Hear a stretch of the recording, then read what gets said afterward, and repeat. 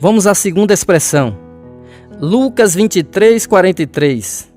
Jesus disse: em verdade te digo, hoje estarás comigo no paraíso. Aqui nós encontramos a ênfase dada à salvação, à realidade do paraíso.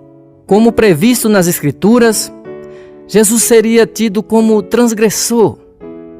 Em Isaías 53, 12, na parte B do versículo, fazendo menção do sofrimento de Jesus, está escrito: foi contado com os transgressores, contudo levou sobre si o pecado de muitos.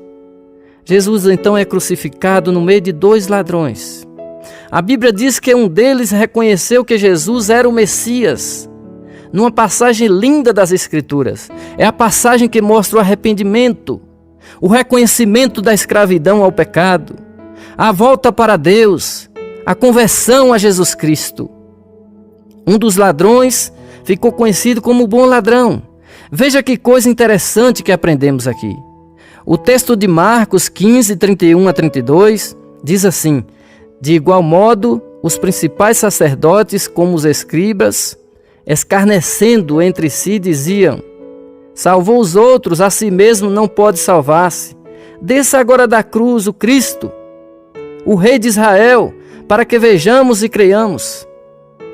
Também os que com ele foram crucificados o insultavam. Esse ladrão, certamente após ouvir as primeiras palavras de Jesus, Pai, perdoa-lhes porque não sabem o que fazem, é tomado por um profundo arrependimento. E de acusador ele passa agora a reconhecer Jesus como Filho de Deus, como quem poderia levá-lo ao céu. E foi justamente o que aconteceu. Veja como a Bíblia, em seus detalhes, nos ensina. Primeiro somos escravos do pecado, inimigos de Deus. Depois de conhecermos a verdade, reconhecermos a majestade de Jesus Cristo, passamos a caminhar com Ele, a ser o seu servo, nova criatura.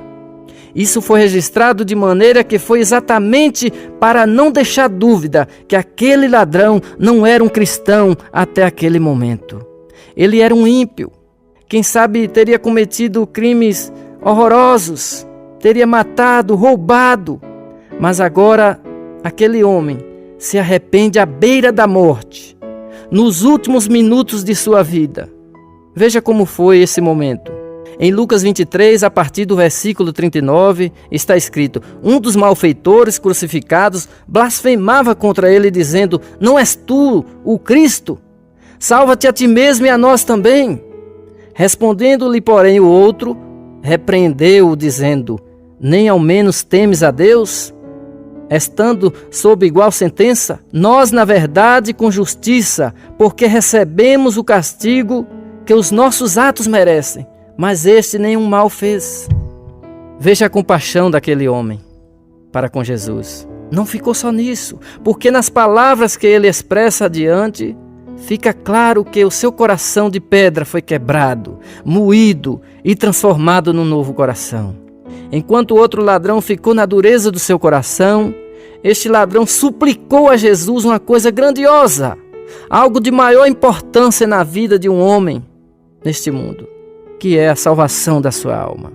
Ele disse a Jesus no versículo 42 e acrescentou: Jesus, lembra-te de mim quando vieres no teu reino. E qual é a resposta de Jesus àqueles que fazem com sinceridade no coração esse pedido? Lucas 23, 43 diz: Jesus lhe respondeu: em verdade te digo que hoje estarás comigo no paraíso. E essa cena me faz pensar em pelo menos duas passagens das Escrituras. A primeira, em Mateus 13, diz respeito à parábola do semeador. A mensagem pregada por Jesus na cruz foi como a semente que caiu na terra boa do coração do ladrão bom e deu fruto a 100, a 60 e a 30 por um. As expressões de Jesus, que orava suplicando perdão, talvez seu próprio comportamento, quebraram o coração daquele malfeitor, provocando nele um grande arrependimento e, consequentemente, a salvação da sua alma. A segunda passagem que a cruz de Cristo me faz lembrar nas Escrituras é da sentença que Jesus fará no dia do julgamento. ele no meio, uns à esquerda e outros à sua direita. Será assim o dia do julgamento, de acordo com o Evangelho, segundo Mateus 25, lá no versículo 31 e diante. Quando vier o Filho do Homem na sua majestade e todos os anjos com ele, então se assentará no trono da sua glória. E todas as nações serão reunidas na sua presença. E ele separará um dos outros, como o pastor separa dos cabritos as ovelhas. E porá as ovelhas à sua direita, mas os cabritos à esquerda. Então dirá o rei aos que estiverem à sua direita: Vinde, benditos de meu Pai, entrai na posse do reino que vos está preparado desde a fundação do mundo. E mais adiante no versículo 41, então o rei dirá também aos que estiverem à sua esquerda: Apartai-vos de mim, malditos, para o fogo eterno, preparado para o diabo e seus anjos. Eu não afirmo qual dos ladrões estava à direita de Jesus na cruz. A Bíblia só diz que um estava à sua direita e outro à esquerda, mas o conceito é o mesmo que acontecerá no dia do julgamento. Na verdade, todo esse cenário da cruz, nos mínimos detalhes, fora determinado por Deus. É uma cena que resume todos os demais ensinamentos da Bíblia com relação ao julgamento. Aquele ladrão foi salvo no último suspiro de sua vida aqui na terra, no apagar das luzes, no instante final.